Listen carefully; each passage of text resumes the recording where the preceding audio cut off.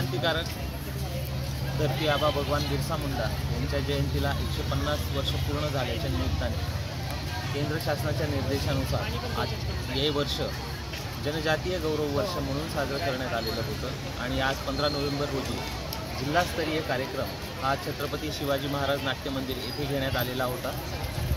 जनजातीय गौरव दिवसाच्या निमित्ताने आज आमच्या सर्व शाळांमधील विद्यार्थ्यांनी पारंपरिक वाद्याच्या तालावर रॅली काढली आणि त्याच्यानंतर इथे पारंपरिक नृत्य आणि वाद्यांवर विद्यार्थ्यांनी आपले डान्स परफॉर्मन्स केले।